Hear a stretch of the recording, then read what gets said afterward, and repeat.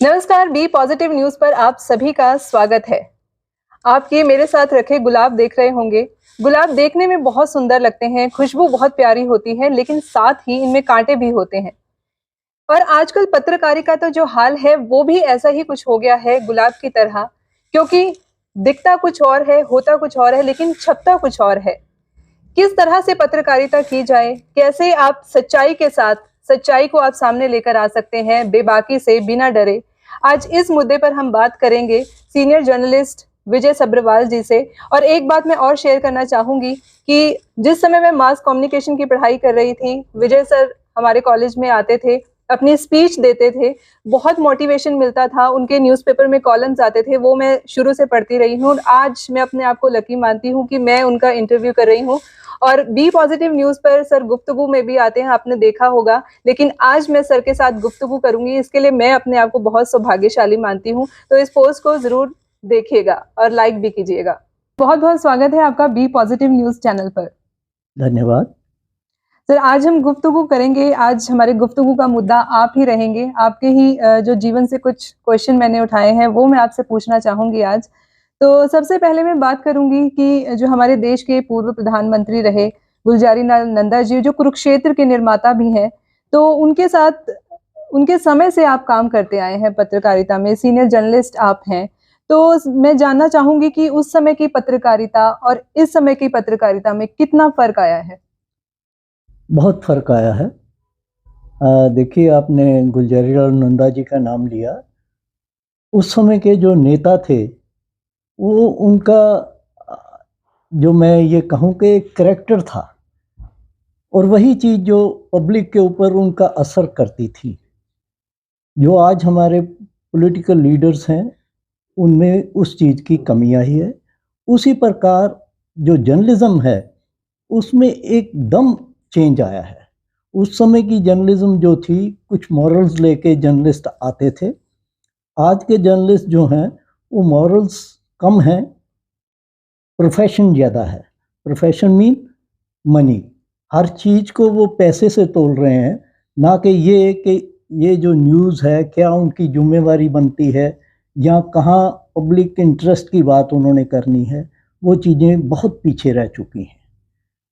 जबकि उस समय जब गुलजारी लाल नंदा जी यहाँ आए या उन्होंने कुछ कार्य किए, उस समय पब्लिक की जो बातें थी, पब्लिक के इंटरेस्ट की बातें थी, वो जर्नलिस्ट बेधड़क होके बिना किसी डरा के किया करते थे। जी। आज जो है जर्नलिस्ट डरा हुआ है, और अगर आप नज़र मारेंगे तो सारे भारत में बहुत कम गिने चुने पत्रकार रह गए हैं जो इस समय खुल के अपनी बात कह पा रहे हैं।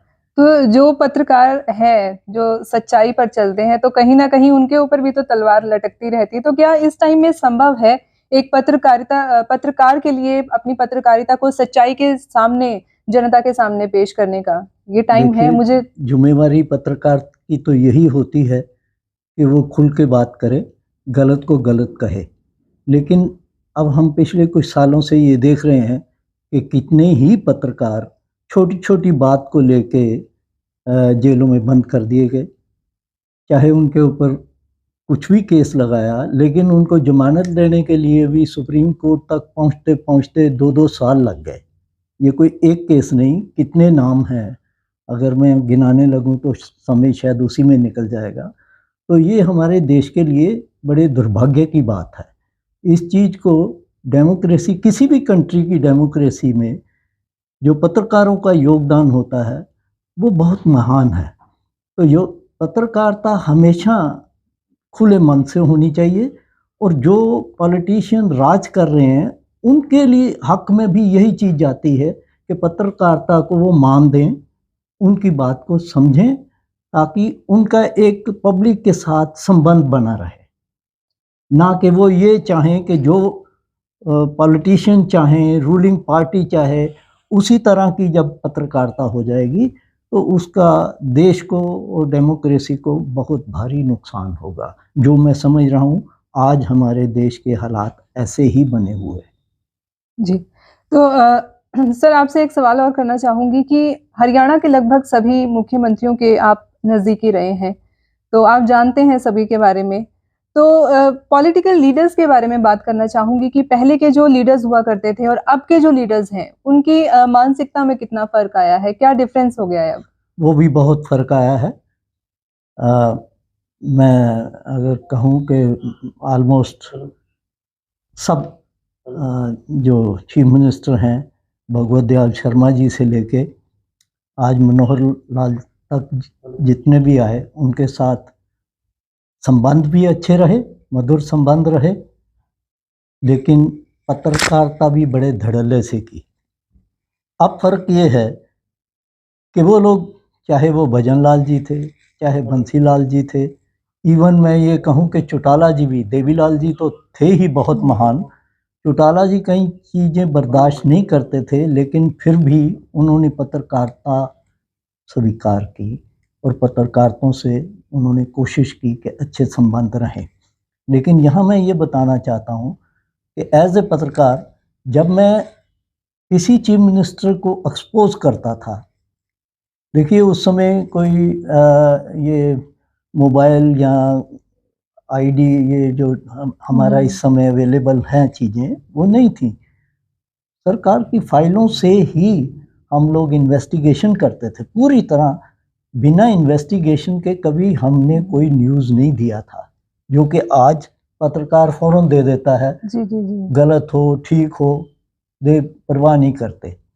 तो तब के मुख्यमंत्रियों में ये फ़र्क होता था कि वो चीज़ पढ़ के जो उनके खिलाफ भी होती थी, तो मेरे को खुद ही कई दफ़ा टेलीफोन आ जाते थे मुख्यमंत्री के ऑफिस से, या मुख्यमंत्री खुद पूछ लेते थे कि आपने ये हमारे बारे में ये लिखा है, या हमारे मंत्री के बारे में ये लिखा है, हमारे डिपार्टमेंट के बारे में आज आपकी न्यूज़ हम पढ़ रहे हैं, उसमें आपने ये त्रुटियाँ बताई हैं, तो हम चाहेंगे कि इसमें आपके पास और कुछ डॉक्यूमेंटेशन हैं तो हमें दे दीजिए, ताकि हम उसके ऊपर पूरी तरह से एक्शन ले सकें। ये बहुत बड़ा फ़र्क है आज के दिन में, कि आज जो पॉलिटिशियन हैं, मनोहर लाल जी के बारे में तो मैं ऐसा नहीं कह सकता, क्योंकि उन्होंने बड़े मधुर स्वभाव के हैं और पत्रकारों के साथ भी उनके संबंध इस तरह के मधुर हैं। लेकिन फ़र्क ये ज़रूर है कि कोई चीज़ इनके खिलाफ अगर पब्लिश हो जाए किसी मंत्री के या मुख्यमंत्री के, तो वो बर्दाश्त नहीं करते, जबकि पहले मुख्यमंत्रियों में या मंत्रियों में बर्दाश्त का मादा था। वो इस चीज़ को बड़े अच्छे ढंग से लेते थे कि ये कमी हमारी बताई गई है, इसको हम ठीक कैसे कर सकते हैं। ये चीज़ अब पॉलिटिशियंस में, मंत्रियों में अब पलटवार होने लगा है। कम लगता है आपको कि पलटवार बिल्कुल होता है, और फ़ौरन साथ के साथ ही हो जाता है। ये अच्छी बात नहीं है, इसमें बहुत भारी डेमोक्रेसी का नुकसान होने जा रहा है। तो सर, आपकी कुछ पर्सनल लाइफ अगर मैं शेयर करना चाहूँ अपने व्यूअर्स के साथ, तो आपका बड़े-बड़े राजनीतिक परिवारों से भी काफ़ी नज़दीकी का संबंध रहा है और अभी भी है, लेकिन आपने कभी भी इस चीज़ का फ़ायदा नहीं उठाया, बहुत सिंपल सी लाइफ आप जीते हैं, तो उसके बारे में जानना चाहूँगी आपसे? देखिए, जैसे आपने कहा कि संबंध रहे, बंसीलाल जी तो मुझे अपना बेटा ही समझते थे, और उनके परिवार के मुझे लोग बताते हैं, सुरिंदर सिंह जी बताया करते थे कि वो खाना खाते-खाते भी कई दफ़ा मेरी बातें कर लेते थे। भजन लाल जी तो मैं ये कहूँ कि मेरे दोस्त ही थे। उनको जब चीफ मिनिस्टर बने पहली बार, तो उसमें कुछ एमएलए उनको मिलवाने मेरा योगदान था, तो काफ़ी संबंध रहे। गांधी परिवार के साथ भी और भी मेरे काफ़ी प्रबंध रहे, लेकिन कभी हमने ये चीज़ सोची नहीं कि कोई इस तरह का पॉलिटिकल हम बेनिफिट ले सकें। कई दफ़ा तो मुझे चीफ मिनिस्टर्स ने यहाँ तक भी ऑफ़र दी कि मैं इलेक्शन भी लड़ूं, लेकिन मैंने साफ इनकार कर दिया, ये कह के कि नहीं, मैं तो जर्नलिस्ट हूँ, मैं पॉलिटिक्स में नहीं आऊँगा। जर्नलिज्म और पॉलिटिक्स अलग है। मैं पब्लिक के लिए काम कर रहा हूँ, उनकी जो समस्याएं हैं उनका समाधान चाहता हूँ, इसलिए मैंने पत्रकारिता की है। बाकी मेरे पिताजी ने यहाँ बहुत अच्छा अपना एस्टेब्लिश किया था पार्टीशन से आने के बाद। हालांकि हमारा परिवार पाकिस्तान में, जब पाकिस्तान बना और हम वापस यहाँ आए, उससे पहले जहाँ हमारा परिवार था इमनाबाद, बहुत हिस्टोरिकल प्लेस है, नानक जी के, गुरु नानक के एरिया का वो जगह थी जहाँ गुरु नानक जी का अभी भी गुरुद्वारा है, रोड़ी साहब, जिसके ऊपर गुरु नानक जी रोड़ी के ऊपर सोए थे वहाँ जेल से जब निकाले गए। तो वहाँ हमारा परिवार पॉलिटिकल था। 50 साल तक वहाँ की म्यूनिसिपल कमेटी में, पहले 25 साल मेरे दादा रहे, फिर 25 साल मेरे ताया जी रहे, और पार्टीशन से 5 साल पहले मेरे पिताजी वहाँ रहे। इतना कुछ होने के बावजूद भी मैंने पॉलिटिक्स में एंटर नहीं किया। और जो बात आपने पूछी कि कोई फाइनेंशियल गेन भी मैंने नहीं किया, और शायद यही एक रीज़न है कि आज के दिन भी तो कोई भी पॉलिटिशियन हो, चाहे वो कांग्रेस के हैं, चाहे बीजेपी के हैं, या किसी और पार्टी के हैं, वो मेरी इज्जत करते हैं। मैं कहता हूँ भगवान का ये मेरे ऊपर बहुत बड़ा आशीर्वाद है जी। कि मैंने अपने लाइफ में, मैं 79 का होने जा रहा हूँ, तो आज तक मेरे ऊपर कोई उंगली नहीं उठी। यही एक कारण है। अगर मैं कुछ चीज़ें मांगने लग जाता तो शायद वो चीज़ मेरे पास ना रहती। जी। तो सर एक सवाल मैं आपसे करना चाहूँगी कि शोहरत भी आपके पास है और ताकत भी आपके पास है। अगर लोगों के नज़रिए से अगर देखें तो वो ताकत को समझेंगे, शायद पॉलिटिकल लीडर्स के साथ आपके संबंध रहे तो वो ताकत आपके पास है। लेकिन मैं ये मानती हूँ कि कलम की ताकत आपके पास है। बिल्कुल है। लेकिन कहा ये जाता है कि जिसके पास शोहरत होती है, ताकत होती है, वो उसको पचाए नहीं पचती। लेकिन आप तो पचा रहे हैं। अगर आपको अपना कोई काम भी करना होता है तो आप सिस्टम को फ़ॉलो करते हैं, लाइन्स में जाकर आप अपने काम करवाते हैं। बिल्कुल ठीक। लेकिन जो लोग वीआईपी कल्चर फ़ॉलो करते हैं, उन लोगों के लिए आप क्या कुछ कहना चाहेंगे?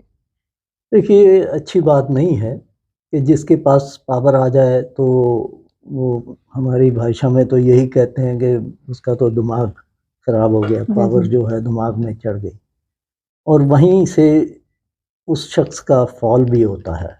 ये नहीं है कि जनता या पब्लिक जानती नहीं है, सब समझते हैं।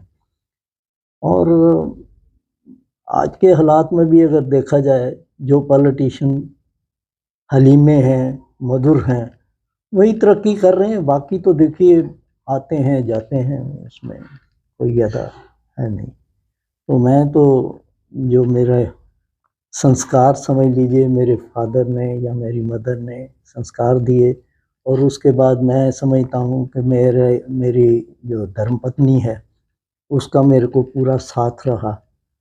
कई दफ़ा वो चीज़ें जो मैं चाहता, अगर वो नहीं चाहती तो वो पॉसिबल नहीं था।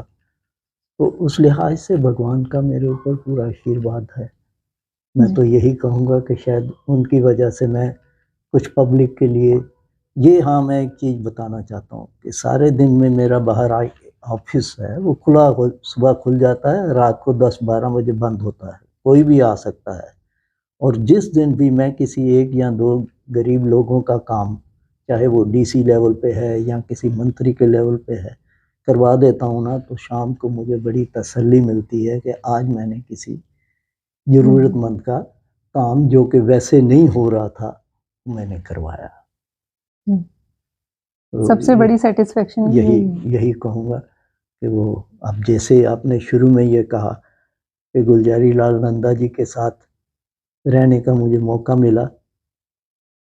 हालाँकि गुलज़ारी लाल नंदा जी तो मेरे पिताजी के नज़दीक थे, पिताजी को वो भाई की तरह मानते थे।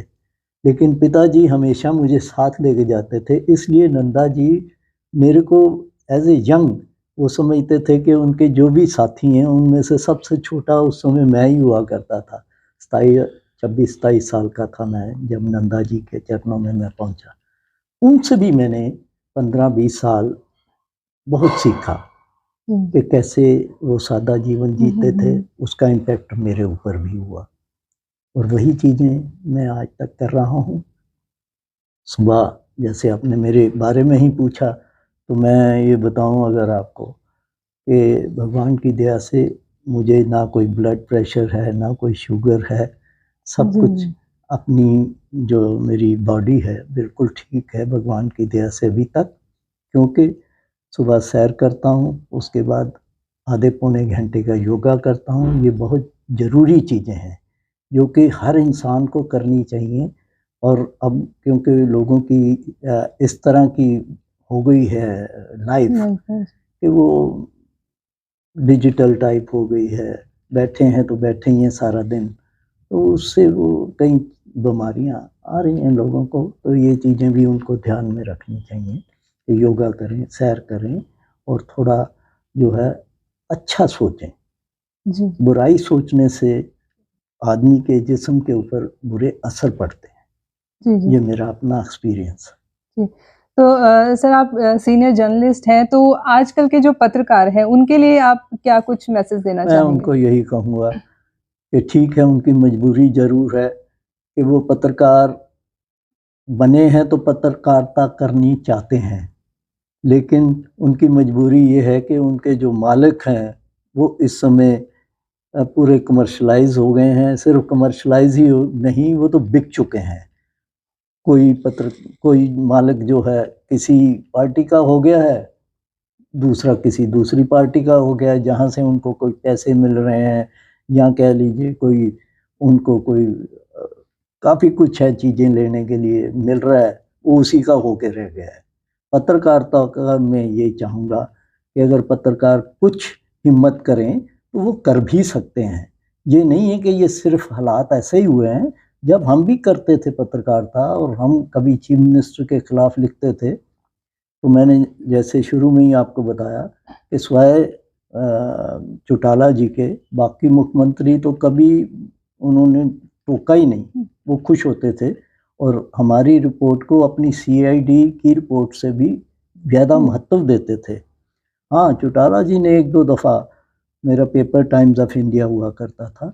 मेरी एक रिपोर्ट के ऊपर उन्होंने हमारे एडिटर इन चीफ को डाँटा था, एडवर्टाइज़मेंट बंद कर दी थी। टाइम्स ऑफ इंडिया ने कुछ थोड़ा उनके मन के मतलब की खबर उस तरह की दूसरे के सिर्फ पत्रकार से निकलवा दी। मेरे को उन्होंने कुछ नहीं कहा। जब भी कभी किसी एडिटर को मेरे को बुला के कहना होता था, तो मेरा जवाब यही होता था कि मैं पत्रकारिता इसी तरह करता हूँ, अगर आपको पसंद है तो मैं करूँगा, नहीं तो मैं छोड़ दूँगा। तो इसलिए आज के पत्रकारों से भी मैं ये उम्मीद करता हूँ कि वो किसी हद तक थोड़ी अपनी ताकत का मुज़ाहरा किया करें, जो असलियत है उसको बताने में हिचकिचाएँ नहीं। कितनी बार उनके मालिक उनको रोक लेंगे, हुँ। ये ज़रूरी है। जी, अगर अगर ऐसे ही चलता रहा तो जो पत्रकारिता है वो क्रेडिबिलिटी कहीं न कहीं ख़त्म खत्म हो हो चुकी जाएगी। है। यही कारण है कि लोग अब देखिए कोई गोदी मीडिया बोलता जी, है, कोई जी। कुछ बोलता है, ऐसे कहाँ हम पहुँच गए हैं। पत्रकारिता में और पत्रकारों की बड़ी इज़्ज़त-मान हुआ करता था सोसाइटी में और अब क्या हो गया है? कुछ भी नहीं। तो ये चीज़ें देखने की हैं और ये सारा सिस्टम जो है सिर्फ़ एक पत्रकार के ऊपर नहीं है, जो हमने शुरू में बात करी कि वो उस समय की गवर्नमेंट के ऊपर भी हुँ, डिपेंड करता है कि वो क्या चाहते हैं। तो ये सारा इसको देखने की बात है और मैं चाहूँगा कि इसको समझ के, सोच के पत्रकारिता को जो हमारा फोर्थ स्तंभ कहा जाता है, उसको रहने दिया जाए। जुडिशरी और ये किसी भी डेमोक्रेसी के लिए बड़ा महत्वपूर्ण रोल अपना करती जी, जी। तो thank you so much sir, आपने बी पॉजिटिव न्यूज़ से बातचीत की और अपना कीमती समय हमें दिया। है। नहीं, नेहा मैं आपका आभारी हूँ कि आपने मुझे इस तरह बोलने का मौका दिया। धन्यवाद। तो ये थे हमारे साथ सीनियर जर्नलिस्ट विजय सब्बरवाल जी, जो कि कुरुक्षेत्र से हैं और आज बहुत ही उन्होंने महत्वपूर्ण बातें हमारे साथ साझा करी हैं कि किस तरह से पत्रकारिता की जाए बिना डर के, बेबाकी से। और ये जो सच्चाई की जो जंग है ना, ये यूं ही आप जारी रखें, पत्रकारिता करें निर्भीक होकर, बिना किसी डर के। और सर की जो बातें हैं उन्हें ध्यान से आपने सुना होगा, तो उनसे मोटिवेशन आप जरूर लें और इस पोस्ट को ज्यादा से ज्यादा शेयर करें और देखते रहें बी पॉजिटिव न्यूज़।